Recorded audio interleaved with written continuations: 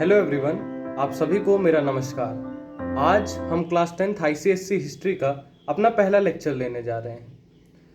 ICSC history का पहला chapter जो कि है द रिवॉल्ट ऑफ 1857, 1857 की वह अमर क्रांति जिसने भारत में एक स्पार्क पैदा किया और भारत को यह विश्वास दिलाया कि आप आगे बढ़ सकते हैं आज़ादी के रास्ते पर। आज़ादी का कोई थॉट 1857 से पहले नहीं था। हम बड़े लंबे समय से गुलाम थे, चाहे पहले मुगलों के हों, बाद में अंग्रेज़ों के बने, लेकिन ये गुलामी लंबी थी। और ऐसा क्या हुआ कि जो भारत पिछले 4000 वर्षों से गुलाम है और आज तक कोई ऐसी मंशा लोगों के मन में नहीं आई कि हमें आज़ाद होना है। 1757 या मैं कहूँ 1707 जब औरंगजेब की डेथ हुई, उसके बाद से 1857 तक इन 150 वर्षों में ऐसा क्या बदलाव भारत में आया जिसने एक ऐसा स्पार्क पैदा कर दिया कि लोगों के मन में आज़ादी का एक थॉट आ गया। क्या थे वो कारण, क्यों 1857 की क्रांति हुई? आज हम वो सभी डिस्कस करेंगे आपके सामने। और मैं हर एक कॉज, चाहे वो पॉलिटिकल कॉज हो, इकोनॉमिक कॉज हो, रिलीजियस कॉज हो, क्यों 1857 की क्रांति हुई, क्या था उसके पीछे का बैकग्राउंड और फिर कैसे, क्या थे उसके कॉन्सिक्वेंसेस, आज हम ये सारा डिस्कस करेंगे इस लेक्चर में। मेरा नाम अनुराग मिश्रा है और चलिए आज का लेक्चर शुरू करते हैं। The revolt of 1857। सबसे पहले मैं आपको कुछ बैकग्राउंड क्लियर करना चाहूंगा। देखिए, कोई भी क्रांति होती है, रिवॉल्ट होती है, तो वो कुछ 2-3 इवेंट्स की वजह से नहीं होती। There is a series of events which lead to a final revolt and some immediate cause definitely happens which gives it the spark. मतलब एक लंबी श्रृंखला होती है इवेंट्स की जिसके कारण अंत में एक रिवॉल्ट या क्रांति आती है, और वो क्रांति को तत्कालीन रूप में जन्म देने वाला जो स्पार्क होता है वो उसका इमीडिएट कॉज कहलाता है, जो कि 1857 क्रांति में जो आपके कैट्रिज हैं उनमें जो मांस लगा हुआ था, चाहे वो पिग का हो चाहे वो गाय का हो, जो कि आम जनमानस में यही धारणा उस समय थी। और फिर बाद में ये बात सत्य भी साबित हुई कि सच में उसमें पिग का आपका मांस लगा हुआ है जिसे आपको मुंह से निकालना पड़ता है और उसके बाद ही आप उस कैट्रिज को यूज कर सकते हैं। तो ये तो एक इमीडिएट कॉज बना, मगर इसके अलावा जो 1707 के बाद से जहां पे औरंगजेब की डेथ होती है और लेटर मुगल शुरू होते हैं, वहां से ही जो पॉलिसीज अंग्रेजों ने भारतीयों के ऊपर इंप्लीमेंट की, जिस तरह से भारतीयों का शोषण किया गया, एक सोने की चिड़िया को 150 सालों में ऐसा क्या अंग्रेजों ने कर दिया, ऐसी क्या पॉलिसीज इंप्लीमेंट कर दी कि 1900 की मैं अगर आपको बात बताऊं तो ये आंकड़ा निकल के आता है, the life expectancy was only 19.1 years which is at present 65 years. That was the harsh situation the Indians were facing at that time and most of them were peasants. चलिए देखते हैं। इस दौरान अंग्रेजों की नीतियां कुछ इस प्रकार की रही कि भारत के हैंडीक्राफ्ट को इन्होंने लगातार डिक्रीज किया। भारत पूरे विश्व में एक्सपोर्टर था अंग्रेजों के आने के पहले, परंतु इन 150 सालों में अंग्रेजों ने भारत को इतना एक्सप्लॉइट किया कि भारत के पास खुद के लिए कुछ नहीं बचा, भारत एक इंपोर्टर बन गया। अंग्रेज भारत से रेडीमेड जो है तो आपके रॉ मटेरियल्स और अपने इंग्लैंड लेके जाया करते थे, और वहां से फिर जब वो मटेरियल्स बना के लाते थे हमारे रॉ मटेरियल से, उनको भारत में आके बेचते थे, जिस कारण से भारत का पैसा जाता था विदेशों में। This theory is known as the drain of wealth. Bharat की वेल्थ अंग्रेजों के हाथों में ड्रेन हो रही थी, यहां से बहकर जा रही थी वहां। यही थी अंग्रेजों की नीति। चलिए देखते हैं।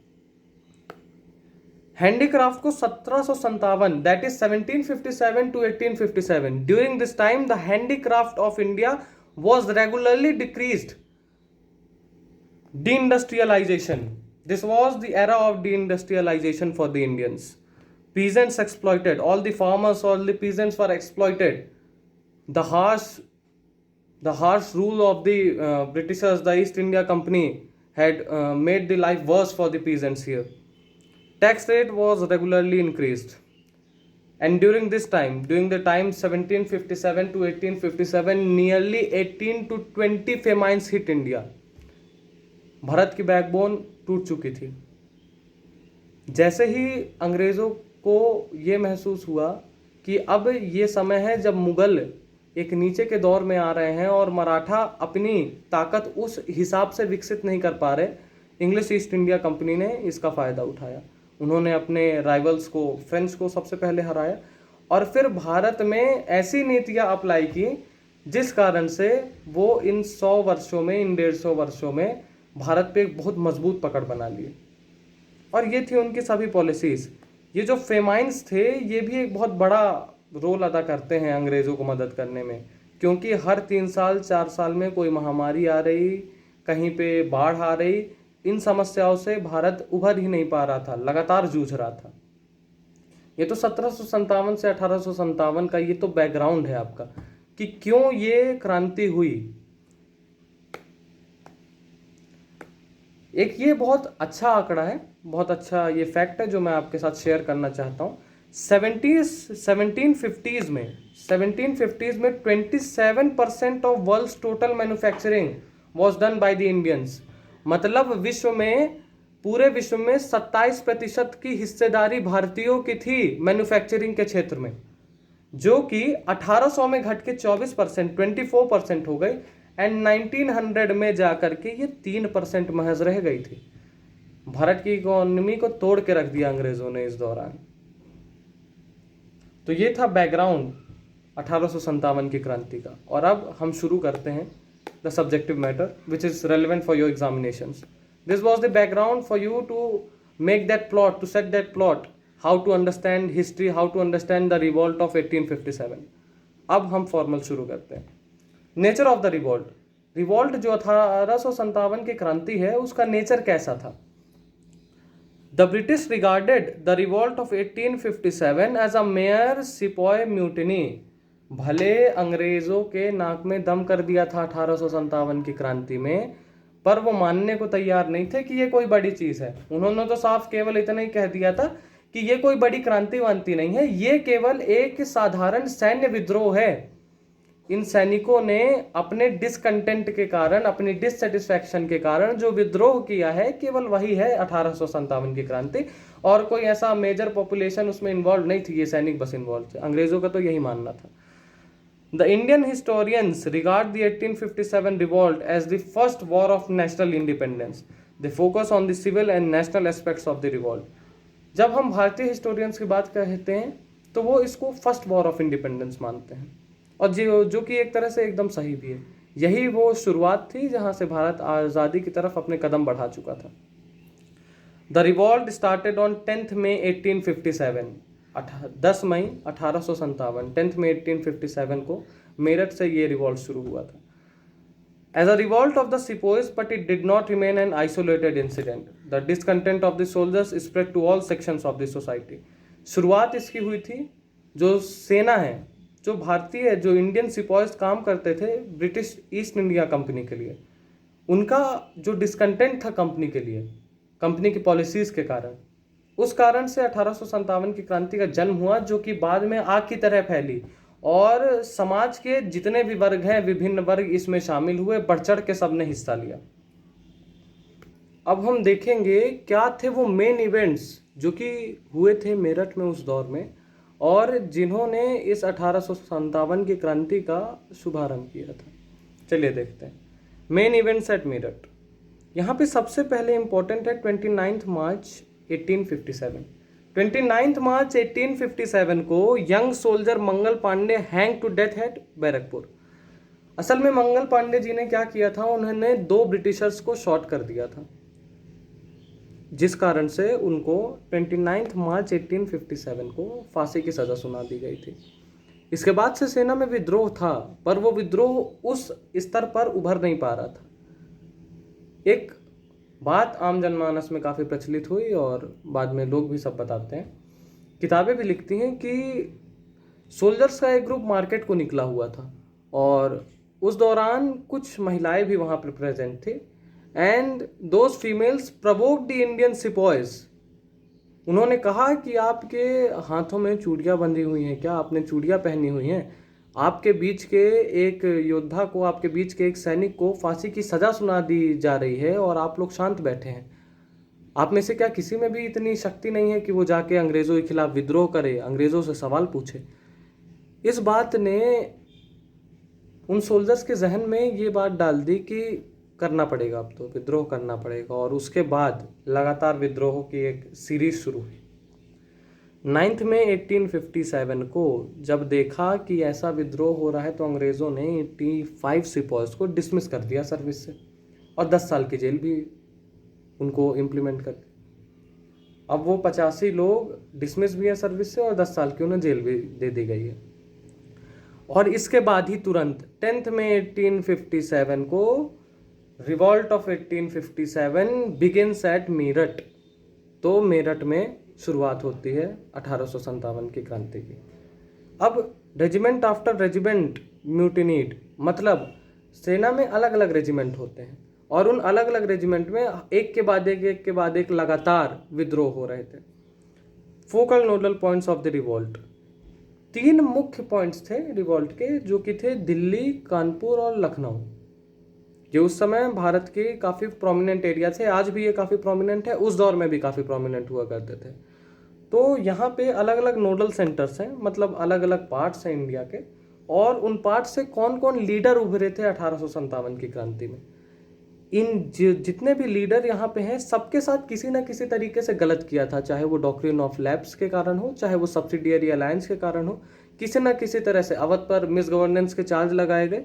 ये सारे कारणों के कारण ये लोग यहाँ पे खड़े हुए थे। आगे मैं सारे कारण डिस्कस करूंगा, आप ये मत सोचिए कि आपको समझ नहीं आ रहा है। आगे हम जा करके इन सारे कारणों को डिस्कस करेंगे, क्यों ये लोग सामने आए और इन्होंने 1857 की क्रांति में बढ़ चढ़कर हिस्सा लिया। कानपुर से आपके लीडर थे नाना साहब, लखनऊ से Brijesh Kadar Khan, son of deposed Wajid Ali Shah and Begum Hazrat Mahal. Gwalior से तांत्या टोपे थे, फैजाबाद से अहमदुल्ला शाह, बरेली से बखत खान और बिहार से कुंवर सिंह थे। अब हम आगे देखते हैं। देखिए, 2 इंपॉर्टेंट कॉन्सेप्ट्स हैं जो कि आपको सबसे पहले जानने ज़रूरी हैं 1857 की क्रांति के कॉजेस समझने से पहले, जो कि है सब्सिडियरी अलायंस नंबर 1 और दूसरा है डॉक्ट्रिन ऑफ लैप्स।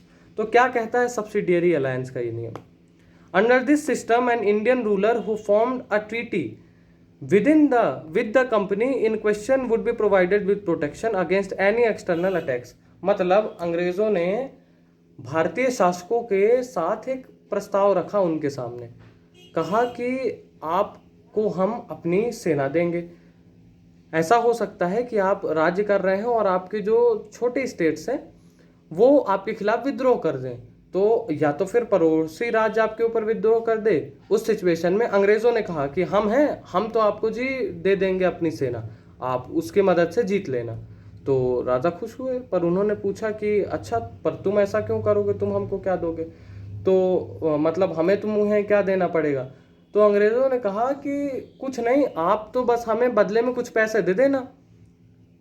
इस तरह से प्रलोभन दिखाया गया और उसके बाद उन्होंने एक शर्त रखी कि देखिए, अगर हमारा कोई व्यक्ति आपके साथ नहीं रहेगा, इंग्लिश ईस्ट इंडिया कंपनी का कोई रिप्रेजेंटेटिव अगर उस किंग के स्टेट में नहीं रहेगा, तो उस कंडीशन में अगर मान लीजिए कोई वॉर की स्थिति आती है तो let English East India company तक पहुंचेगी वो बात, और फिर वो समय से अपनी जो आर्मी है उसको नहीं वहाँ पे भेज सकेंगे। इसीलिए उन्होंने प्रस्ताव रखा कि हमारा एक रिप्रेजेंटेटिव हमेशा आपके कोर्ट में प्रेजेंट रहेगा, हमारी आर्मी आपके साथ रहेगी। अब यहाँ पे अंग्रेज़ों ने जो प्रलोभन दिया, अंग्रेज़ों की नीतियाँ साफ थी कि उन्हें कैसे भी किंगडम के अंदर किंग के इंटरनल अफेयर्स में हिस्सा बनना है और कैसे भी देश को तोड़ना है। तो अब यहाँ से हम सब्सिडियरी अलायंस समझते हैं।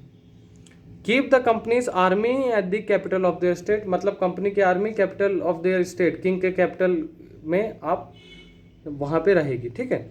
फिर give either money or territory to the company, company को बदले में मनी दी जाएगी। Expel all other Europeans from their state, मतलब ब्रिटिशर्स को छोड़ के, इंग्लिश ईस्ट इंडिया कंपनी को छोड़ के जो भी यूरोपियन वहाँ है, चाहे पोर्टुगीज हो, चाहे फ्रेंच हो, चाहे जो हो, आपको सबको बाहर करना पड़ेगा। कोई भी यूरोपियन वहाँ नहीं रहेगा इंग्लिश ईस्ट इंडियन कंपनी के अलावा। फिर keep a European official called resident, जो रिप्रेजेंटेटिव की मैंने बात की उसको इन्होंने रेजिडेंट नाम दिया, और वो रेजिडेंट हमेशा इनके साथ रहता, ऐसा इनका कहना था। Capital of their state who would oversee all negotiations and communications with other states, मतलब वो जितने भी इनके फॉरेन अफेयर्स होंगे उन सबका हिस्सा रहेगा। तो ये थी सब्सिडियरी अलायंस की नीति। ये कॉन्सेप्ट बहुत ज़रूरी है आगे समझने के लिए, इसको आप यहाँ पे अच्छे से मैंने समझा दिया है सारा। फिर doctrine of lapse. Doctrine of lapse के अंदर according to this doctrine any princely state under the direct और indirect control of the East India Company should the ruler not produce a legal male heir would be annexed by the company. मतलब क्या है कि अगर कोई भी राजा है और उसकी कोई भी नेचुरल प्रोजेनी या नेचुरल हेयर नहीं है, मतलब नेचुरली कोई भी ऐसा उसका सन नहीं है, खुद का ऐसा बेटा नहीं है जिसको वो अपना किंगडम हैंड ओवर कर सके, उस कंडीशन में ब्रिटिश ईस्ट इंडिया कंपनी उस किंगडम को एनेक्स कर लेगी, मतलब अपने अंडर कर लेगी। अब ये क्या बात हुई, भारत में तो ये सिस्टम चलता था कि अगर किसी की नेचुरल प्रोजेनी डायरेक्ट बेटा या बेटी नहीं है, उस कंडीशन में वो किसी को भी अपॉइंट कर देते थे और वो व्यक्ति अगला किंग कहलाता था। पर जैसे अंग्रेजों ने डॉक्ट्रिन ऑफ लैप्स से ये नीति लागू की तो ये भारत के लिए थोड़ा अलग था और इसको सहन कर पाना भी भारत के लिए मुश्किल था उस दौर में। This was not introduce by Lord Dalhousie. ऐसा लोगों के मन में भ्रम रहता है कि लॉर्ड डलहौजी ने डॉक्ट्रिन ऑफ लैप्स को इंट्रोड्यूस किया। असल में उन्होंने इंट्रोड्यूस नहीं किया। डॉक्ट्रिन ऑफ लैप्स को केवल डॉक्यूमेंटेशन जो उसकी हुई थी वो की थी आपके लॉर्ड डलहौजी ने, उन्होंने इंट्रोड्यूस नहीं किया था। As per this, any adopted son of the Indian ruler could not be proclaimed as the heir to the kingdom. The adopted son would only inherit his foster father's personal property and estates. मतलब जो सन अगर direct नहीं है तो उसको kingdom नहीं मिलेगा, बल्कि फादर अगर एडॉप्टेड सन कोई है तो वो फादर की पर्सनल प्रॉपर्टी रख सकता है, पर किंगडम उसको नहीं मिलेगा। The adopted son would also not be entitled to any pension that his father had been receiving to any of his father's titles. मतलब जो adopted son होगा उसको ना तो अपने पिता का कोई टाइटल मिलेगा, उस समय टाइटल रखने का बड़ा ट्रेंड था, और ना ही कोई भी अपने जो है तो फादर का टाइटल भी नहीं मिलेगा और पेंशन भी नहीं मिलेगी। कंपनी से पेंशन दी जाती थी रूलर्स को, तो वो पेंशन भी नहीं मिलेगी। This challenge the Indian rulers long held authority to appoint on heir of their choice. तो ये सीधा सीधा वार था हमारी जो कल्चर है, हमारा जो सिस्टम है। अंग्रेज़ों के पहले किसी ने हमारे कल्चर के साथ छेड़छाड़ नहीं की थी, और उन्होंने हमारे कल्चर के साथ छेड़छाड़ की, यही कारण था कि ये विद्रोह जन्म लिया और आगे जा कर के हम आज़ाद हुए। अब डॉक्ट्रिन ऑफ लैप्स के तहत ये एक लंबी चौड़ी लिस्ट है, देख लीजिए। इतने किंगडम्स को अंग्रेज़ों ने अपने हाथों ले लिया, एनेक्स कर लिया केवल इस पॉलिसी से, देखिए। और अंग्रेज़ों का एक बड़ी अच्छी नीति होती थी जो कि वॉर अपीजमेंट, ये दो सिस्टम थे अंग्रेज़ों के। मतलब पहले लड़ाई करो फिर प्रलोभन दो, फिर लड़ाई करो फिर प्रलोभन दो। ये थी अंग्रेज़ों की नीति कि लड़ लीजिए, फिर जाके कोई ऐसा प्रस्ताव रख दीजिए कि सामने वाला मान जाए और फिर उसके टेरिटरीज को कब्जा कर लीजिए। सब्सिडियरी अलायंस भी उसका हिस्सा रहा, डॉक्ट्रिन ऑफ लैप्स भी उसका हिस्सा रहा। अब ये देखिए, ये है वो लोकेशंस इस मैप में आपको दिख रही होंगी जहाँ पे रिवॉल्ट ऑफ 1857 के मेन सेंटर्स रहे। खास करके ये जो एरिया आपको दिख रहा है, मेरठ हो गया, लखनऊ हो गया, कानपुर हो गया, दिल्ली हो गया, तो ये वो मेन सेंटर्स थे जहाँ से 1857 की क्रांति का जन्म हुआ। हैदराबाद हो गया।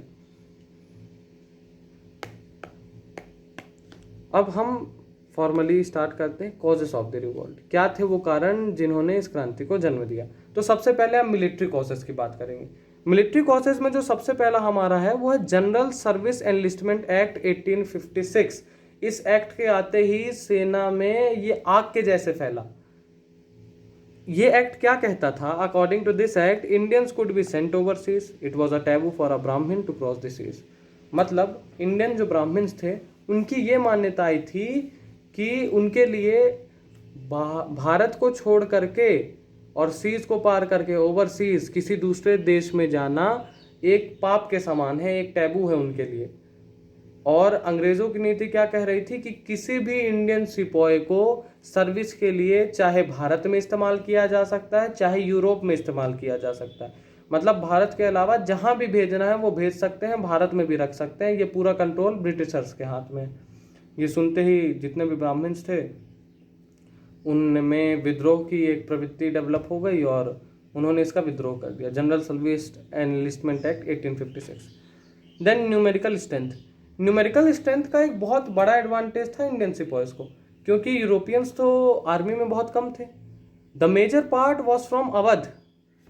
The major part of the East India company army belong to the state Awadh and all the major people were the Indians. तो उनको पता था कि ये हम पे जुल्म तो नहीं कर सकते, क्योंकि हमारी न्यूमेरिकल स्ट्रेंथ ज़्यादा है, हम विद्रोह करेंगे, इनको हमारी बातें माननी पड़ेंगी। ये भी एक कारण था। उसके बाद एनेक्सेशन ऑफ अवध।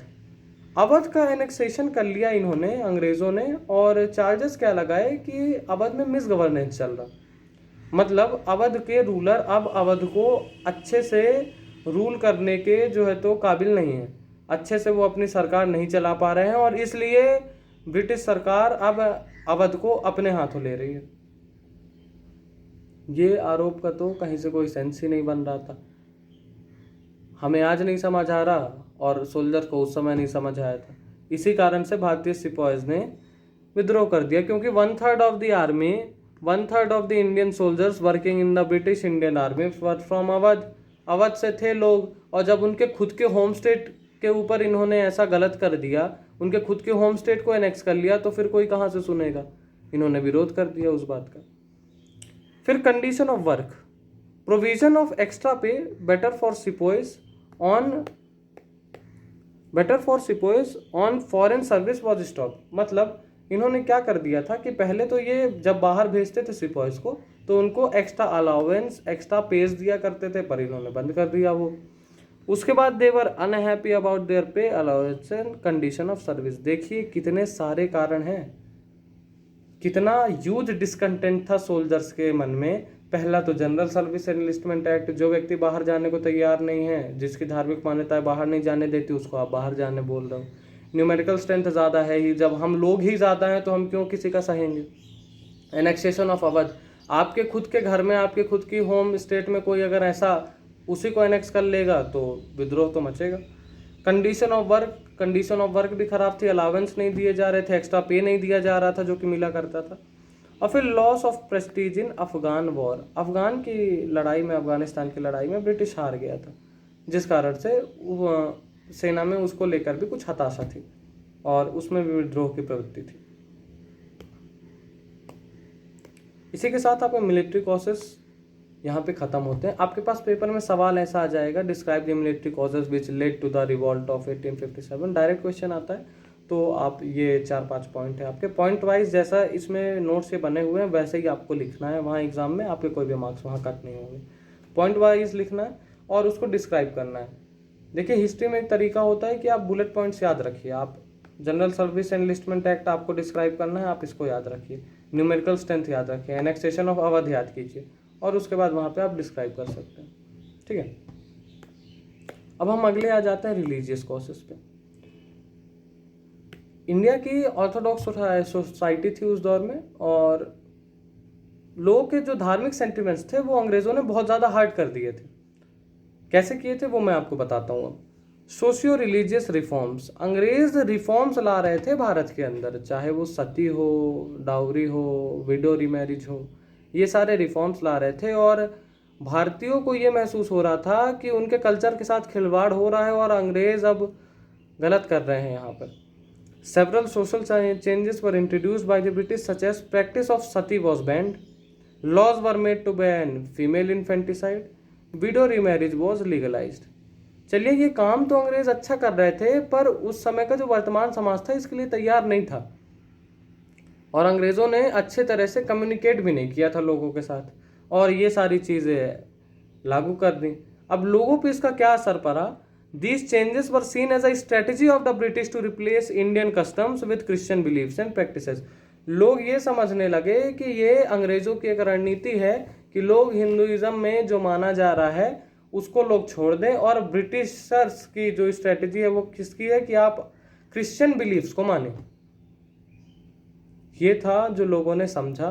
जो अंग्रेज शायद कुछ और करना चाहते थे, मगर लोगों तक बात अलग पहुंची और इस कारण से लोगों के बीच ये बात उनको जमी नहीं थी। Introduction of railways. अब अंग्रेज़ों ने तो अपने तरफ से अच्छा प्रयास किया कि देखिए हम तो रेलवे इंट्रोड्यूस कर दे रहे हैं, ट्रांसपोर्टेशन ईजी हो जाएगा, हमारा जो गुड्स है इधर से उधर आसानी से जा पाएगा, लोग भी आसानी से ट्रैवल करेंगे। पर ये जो भारत था ये 1857 का भारत था। The casteism at that time was at the peak and the ब्राह्मण was not anyhow wanted to sit with a scheduled caste और with the tribal caste people। उस दौर में क्योंकि ऊंच नीच का ज़माना था वो, तो ब्राह्मण जो थे या जो भी अपर कास्ट थे, चाहे आप क्षत्रिय की बात करें, वो शूद्र के साथ दलित के साथ बैठने को तैयार नहीं थे।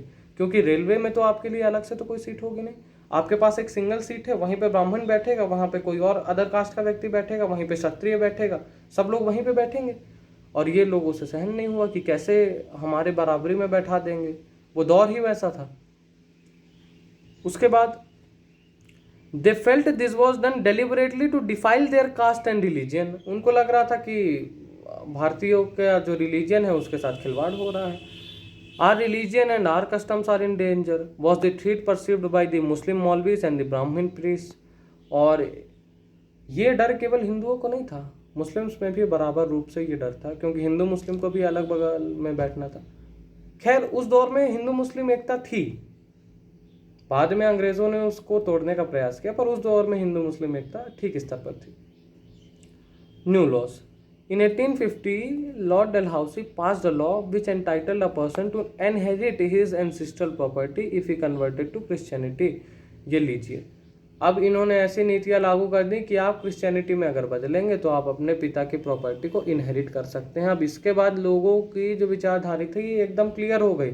लोगों को साफ समझ आने लगा कि ये तो क्रिश्चियनिटी की तरफ कहीं ना कहीं भारत का रुख कर रहे हैं और ये चाहते हैं कि हमारे कस्टम, हमारा रिलीजन सब कुछ तबाह हो जाए और हम सब क्रिश्चियन बन जाए। ये था जो लोगों को समझ आ रहा था और एक तरह से कहीं ना कहीं सत्य भी था, क्योंकि यही वो तरीका था जिससे पूरे यूरोप में क्रिश्चियनिटी स्प्रेड की थी ब्रिटिशर्स ने। अब मॉडर्न एजुकेशन, वो दौर तो था गुरुकुल और साथ में आपके जो मदरसा होते हैं उनके बच्चे गुरुकुल में जाते थे, मदरसा में जाते थे। लेकिन अंग्रेज़ों को ये पता था कि किसी देश को बदलना है, किसी देश को तोड़ना है, तो सबसे पहले बच्चे के दिमाग में डाल दो, बच्चे को गलत पढ़ा दो, बच्चे को अलग पढ़ा दो। तो उन्होंने मॉडर्न एजुकेशन, भारतीयों की जो शक्ति थी उनके खुद के वेद, पुराण, उपनिषद, जिनसे हम एस्ट्रोनॉमी में कितना ऊपर थे, पर उन्होंने वो सब ध्वस्त कर दिया, साइडलाइन कर दिया। उन्होंने मॉडर्न यूरोपियन एजुकेशन को बढ़ावा दिया और वही स्कूलों में पढ़ाने लगे। अब ये भी लोगों को नामंजूर था। ये हैं आपके 4 रिलीजियस कॉज। तो अगर रिलीजियस कॉज, वैसे सोशियो रिलीजियस कॉज का मिला के सवाल आता है तो आप इसको मेंशन कर सकते हैं, है ना। तो ये सारे कारण हैं, काफ़ी आसान है ये समझने में, बस एक एक बार आपको ये पॉइंट्स याद रखने हैं। ये चैप्टर बहुत ईजी है, कहानी के जैसे मैं आपको समझा दे रहा हूँ, आप पॉइंट्स याद रखिएगा और उसका डिस्क्रिप्शन कर दीजिएगा, ठीक है। चलिए इसके बाद हम आते हैं इकोनॉमिक कॉसेस। इकोनॉमिक कॉसेस के बारे में मैंने आपको काफ़ी ज़्यादा शुरुआत में भी बताया कि कैसे लगातार भारत की इकोनॉमी ध्वस्त होते जा रही थी, सोने की चिड़िया अब सोने की चिड़िया नहीं रह गई थी, और कैसे लगातार एक्सप्लॉयटेशन हो रहा था, पीजेंट्स का एक्सप्लॉयटेशन हो रहा था, भारतीयों का एक्सप्लॉयटेशन हो रहा था। 150 सालों में भारत को तोड़ के रख दिया इकोनॉमी के क्षेत्र में। कैसे किया दिखाता हूँ मैं आपको। Economic exploitation. The resources of India were exploited for the good of the British people and growth of industries to Britain. Raw materials were exported and finished goods were imported. It ruined the Indian industries and handicrafts. Bharat के जो local industries थे, handicraft थे, वो सारे बर्बाद हो रहे थे, क्योंकि अंग्रेज यहाँ से रॉ मटेरियल लेके जाते थे और वहाँ से रेडीमेड गुड्स भेजते थे। अब भारतीयों को यहाँ दुगने दामों में खरीदना पड़ता था उनको। यही वो कारण था जिस कारण से इंडियन हैंडीक्राफ्ट तबाह हो गया, इंडियन इंडस्ट्रीज तबाह हो गई, और अंग्रेज यहाँ से जो सीख कर लेके गए उन्होंने वहाँ बनाया और खूब बेचा, खूब पैसा कमाया, और भारतीय गरीब होते चले गए, अंग्रेज अमीर होते चले गए। Subordination of the Indian industry, the sale of Indian textiles to England was forbidden. मतलब जी हमारा सब तो आपको खरीदना पड़ेगा, अंग्रेज जो बेचेंगे वो तो भारतीय को लेना पड़ेगा, पर भारतीय जो बेचेंगे अंग्रेज वो नहीं खरीदेंगे, वहां बेचा ही नहीं जा सकता था। Indian textiles to England was forbidden. Restrictions were put on import of Indian textiles, India के टेक्सटाइल्स ब्रिटेन में नहीं इंपोर्ट हुए होते थे क्योंकि इन्होंने बैन कर दिए थे। Heavy import duties on Indian goods were imposed, अगर इंपोर्ट कोई करना भी चाहे तो इतना ज़्यादा टैक्सेशन उस पर लगा रखा था कि उसके प्राइसेस तो अगर यहाँ थे तो वो यहाँ पहुँच जाते थे, और इस प्राइस में कोई क्यों खरीदेगा जो कि मार्केट में यहाँ पे अवेलेबल है। इसके बाद आपका as a result Indian manufactured goods could not compete in the British market, क्योंकि हमारे प्राइसेस वो बढ़ा देते थे तो ब्रिटिश मार्केट में हम कम्पीट ही नहीं कर पा रहे थे। Raw materials were purchase from India at a cheaper rate and finished goods from Indian raw materials exported back to India, सस्ते में खरीदते थे हमसे रॉ मटेरियल और महंगे में हमको बेचते थे क्या, अपने जो गुड्स रेडीमेड गुड्स जो वो बनाते थे। India was reduced from being the biggest exporter of the finished goods to being an importer of British machine-made goods. Bharat जो कि सबसे बड़ा एक्सपोर्टर था वो कि अब एक इम्पोर्टर बन गया था। पहले हम सबसे ज़्यादा एक्सपोर्ट कर रहे थे और अब हम इम्पोर्ट कर रहे हैं और केवल ब्रिटिश का सामान कर रहे हैं, और उनको इतने पैसे उसके लिए दिए जा रहे हैं, एक्स्ट्रा पैसे दिए जा रहे हैं, जिस कारण से सारा पैसा भारत से यूरोप जा रहा है। इसी को है ड्रेन ऑफ वेल्थ हम कहते हैं। Ruin of cottage industry, cottage industry इन्होंने बर्बाद करके रख दी। Due to the British policy of making India a producer of raw material, Indian handicrafts and cottage suffered a huge setback and were ruined. मतलब क्या किया इन्होंने कि ये तो चाहते ही नहीं थे ना कि भारतीय बनाए, वो तो चाहते थे हम बनाएं, भारतीयों से सस्ते मिले, भारतीयों को महंगे में बेचे, और इसी नीति के तहत उन्होंने कॉटेज इंडस्ट्रीज को बर्बाद करके रख दिया। Economic drain of India, high salaries and allowances paid to East India Company officials led to drain of Indian wealth to England। जो सैलरीज मिलती थी इंग्लिश ऑफिसर्स को, वो पैसा कोई यूरोप से तो आता नहीं था, वो तो हमारा टैक्स का पैसा था, भारतीयों का पैसा था। वो लंबी लंबी ऊंची ऊंची सैलरीज लेते थे, मोटा पैसा कमाते थे और यहाँ से लेके यूरोप चले जाते थे, इंग्लैंड चले जाते थे। भारत का सारा पैसा बाहर जा रहा था, लगातार इन सालों में भारत का पैसा बाहर जाता रहा। अनएम्प्लॉयमेंट, बेरोजगारी का एक बड़ा लंबा दौर था, क्योंकि आप किसी किंगडम को तो एनेक्स कर लिए, अब उस किंगडम के साथ कोर्ट में लोग हैं, उस किंगडम के साथ और भी लोग हैं, अब वो कहाँ जाएं, उनका भी तो रोजगार था, उनकी भी तो नौकरी थी। एक झटके में जैसे ईस्ट इंडिया कंपनी कोई भी जगह को एनेक्स करती थी, तुरंत कितने सारे लोग बेरोजगार हो जाते थे। अब उनके पास कोई रोजगार नहीं था क्योंकि किंगडम ही नहीं रह गया, और शिकायत किससे करें जब किंग के पास खुद किंगडम नहीं है, तो किससे बोलने जाएंगे। यहाँ पे आपके इकोनॉमिक कॉसेस खत्म होते हैं। अब हम पॉलिटिकल कॉसेस को डिस्कस करेंगे। क्या थे वो राजनीतिक कारण जिन्होंने 1857 की क्रांति को जन्म दिया। अब पॉलिसी ऑफ एनेक्सेशन के बारे में मैंने ऊपर भी बोला, यहाँ पे भी हम डिस्कस करते हैं। Indian rulers were upset by the annexation policy of Lord Dalhousie. 8 states were annexed in 8 years under the doctrine of lapse. Doctrine of lapse मैंने ऊपर आपको समझाया, जब भी कोई नेचुरल हायर नहीं है थ्रोन के लिए तो एडॉप्टेड सन को किंगडम नहीं मिलेगा, ब्रिटिशर्स उस किंगडम को एनेक्स कर लेंगे। और इसके तहत 8 वर्षों में 8 जो है तो आपके स्टेट्स को एनेक्स कर लिया। किन्होंने? ब्रिटिशर्स ने। Rani Lakshmibai was not allowed to adopt a son, क्योंकि रानी लक्ष्मीबाई का कोई डायरेक्ट सन नहीं था, तो वो भी डॉक्ट्रिन ऑफ लैप्स की सफरर थी और सफ़र उससे कर रही थी, जिस कारण से उनको कोई भी सन अडॉप्ट करने की इजाज़त ब्रिटिशर्स ने नहीं दी। और इस कारण से रानी लक्ष्मीबाई भी बढ़ चढ़ के 1857 की क्रांति में अपना योगदान उन्होंने भी दिया, और आज भी उनकी कविताएं लगातार लोगों के मुख पर रहती है, उनकी चर्चा हमेशा होती है। वो अमर वीरांगना है। Nana Saheb was refused pension. Nana Saheb जी को पेंशन देने से भी अंग्रेजों ने मना कर दिया था। एनेक्सेशन ऑफ अवध पे हमारा डिस्कशन हुआ, कैसे मिस गवर्नेंस के चार्ज लगे अवध के ऊपर और उस कारण से एनेक्सेशन कर लिया गया अवध का। देखिए ये अब एक मिलिट्री कॉज भी हो गया एनेक्सेशन ऑफ अवध, और एक पॉलिटिकल कॉज भी हो गया, तो ये तो आप बढ़िया से याद कर लीजिए, ये आपको दोनों जगह ये नंबर दे के जाएगा। Disrespect to Mughal rule, Mughal rule को बड़ा डिसरिस्पेक्ट दिया गया। कैसे? Mughal king was removed from the coins minted by the company, company जो कॉइन बना रही थी उसमें मुगल रूलर का चेहरा नहीं लगा हुआ था, फोटो नहीं लगी हुई थी, जो कि पहले लगी हुई होती थी। तो बुरा तो लगेगा, इतना लंबे समय से आपको इतना सम्मान मिल रहा है और अचानक से सम्मान मिलना बंद हो जाए, बुरा लगता है। फिर 1856 में it was decided that Bahadur Shah Zafar would be the last Mughal ruler, and after his death his descendants would not be recognized as the kings। मतलब अंग्रेजों ने बहादुर शाह जफर को आखिरी मुगल रूलर खुद से डिक्लेयर कर दिया, और उसके बाद उनके जो अगली पीढ़ी के लोग थे वो अब मुगल एम्पायर्स नहीं कहलाए जाएंगे और उनको किंग नहीं कहा जाएगा, और they all will be called as princes, prince कहलाएंगे। सुपरस्टिशियस बिलीफ एक ये भी बड़ा कारण रहा। लोगों का मानना ऐसा था, क्योंकि कंपनी 1757 से अपना रूल शुरू की थी, तो लोगों का ऐसा मानना था कि कोई भी राज्य अधिकतम 100 वर्ष चलता है, 100 वर्ष तक उनका कमांड रहता है किसी देश पे, और अब 100 वर्ष हो गए, 1757 से 1857 आ गया है, अब अंग्रेजों भारत छोड़ो जाओ यहाँ से। और यही सोच करके 1857 की क्रांति को वो जो पुश मिला, ये एक बड़ा कारण रहा।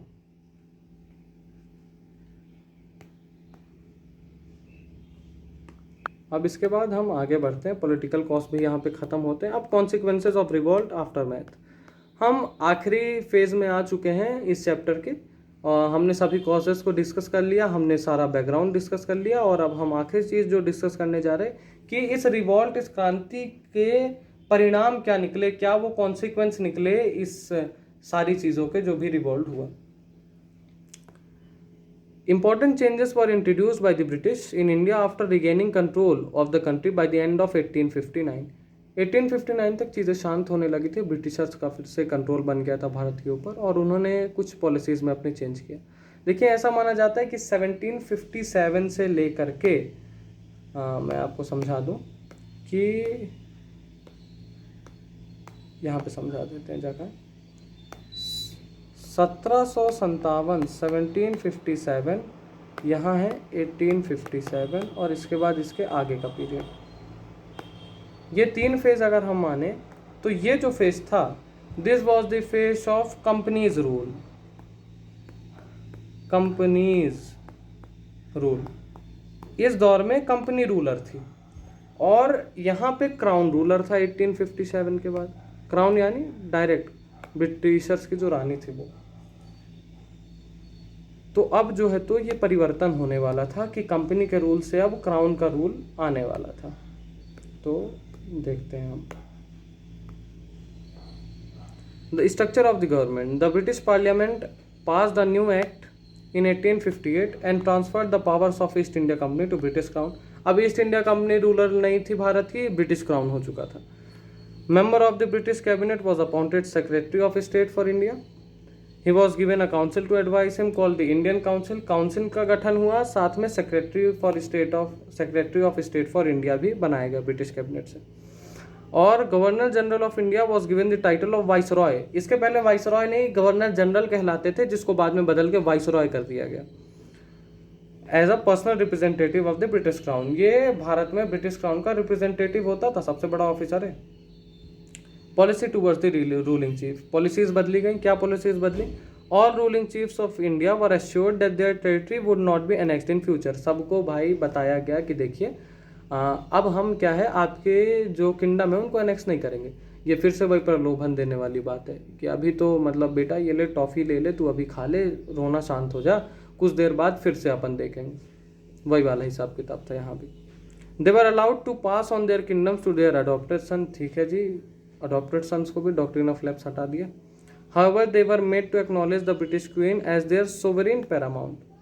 मतलब सर्वे सर्वा आप ही हैं, ब्रिटिश क्राउन को ही आपको सब मानना है, सबसे ऊंचा।